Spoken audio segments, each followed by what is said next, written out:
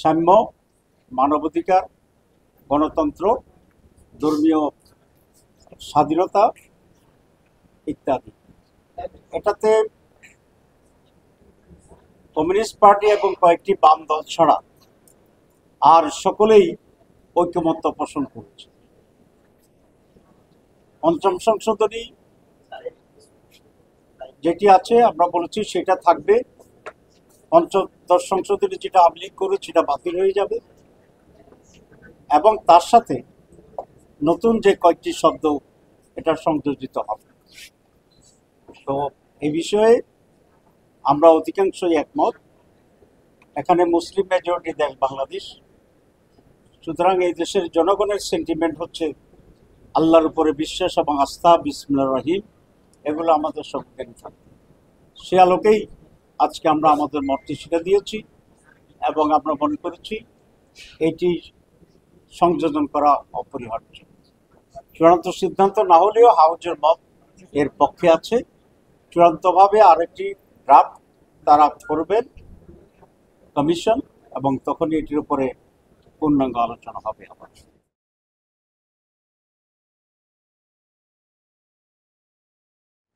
আমরা পরবর্তী যে এজেন্ডা, সে এজেন্ডা ছিল আমাদের এনসিসির যে বিষয় সেটি।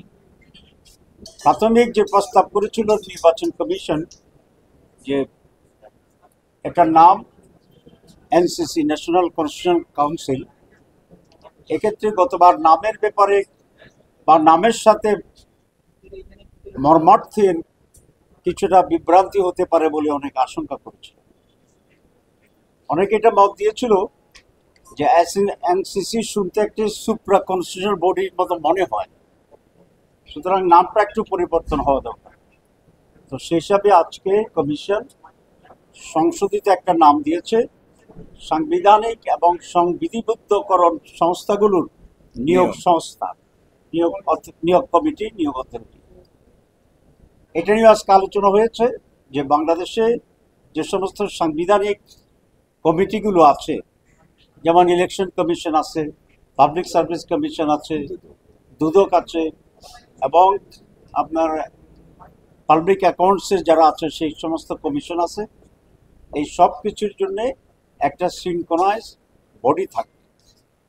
কেউ কেউ বলেছেন এটা প্রধানমন্ত্রীর ক্ষমতা খর্ব করা হবে। আসলে বিষয়টি এরকম নয়, কারণ এই সমস্ত সংস্থার নিয়োগ আগেও কোনো প্রধানমন্ত্রীর মাধ্যমে হতো না। এটার জন্য একটা সার্চ কমিটি করা হইতো, সেই সার্চ কমিটির মাধ্যমে এগুলো নিয়োগ হতো। আগে ভিন্ন ভিন্ন সার্চ কমিটি ছিল এক একটি। বর্তমান প্রস্তাবে অনেক সার্চ কমিটি না করে একটা সেন্ট্রাল বডির প্রস্তাবনা করা হয়েছে, যেগুলো এসব নিয়োগগুলোকে দেখবেন এবং ফাইনালাইজ করবেন। সুতরাং এটা প্রধানমন্ত্রী আগেও ক্ষমতার ভিতরে ছিল না, এখনও এটার মাধ্যমে প্রধানমন্ত্রীর ক্ষমতার খাটো করার কোনো সুযোগ এখানে নেই। এখানে যে বডিটা প্রস্তাব করা হয়েছে সেখানে আগে প্রেসিডেন্ট এবং চিফ জাস্টিসকে ইনক্লুড করেই তারা এটা করেছিলেন।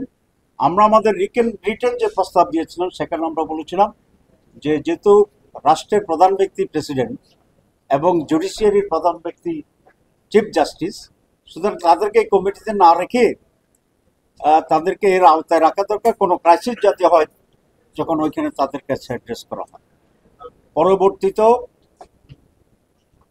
আমাদের ঐকমত্য কমিশন সেটাকে চেঞ্জ করে দিয়েছে, নাম চেঞ্জ করছে এবং সেটাও চেঞ্জ করে বর্তমান ফরমেশন হচ্ছে প্রধানমন্ত্রী, বিরোধী দলীয় নেতা বা নেত্রী যিনি থাকবেন, বিরোধী দলের বাইরে যে সমস্ত দল থাকবে পার্লামেন্টে তাদের সকলের কাছ থেকে একজন স্পিকার, ডেপুটি স্পিকার এবং প্রধান বিচারপতির প্রতিনিধি হিসাবে একজন সুপ্রিম কোর্টের বিচারপতি, আর প্রেসিডেন্টের বা রাষ্ট্রপতির পক্ষ থেকে একজন প্রতিনিধি, এবং এই কমিটির সভাপতিত্ব করবেন লোয়ার হাউস যদি হয় অথবা বর্তমান যে হাউস আছে সংসদের স্পিকার। সুতরাং এই কম্বিনেশনের সাথে আমরা হাউজে যেটা দেখেছি একটি ইনকমপ্লিট আছে আলোচনা, বোধ হয় একটি দল ছাড়া আর সকলেই এখন পর্যন্ত যে মত দিয়েছে তারা সকলেই একমত পোষণ করেছেন। বাংলাদেশ জামাত ইসলামীও এবার যে সংশোধিত কমিটি এবং সংশোধিত নাম তার সাথে সম্পূর্ণ একমত।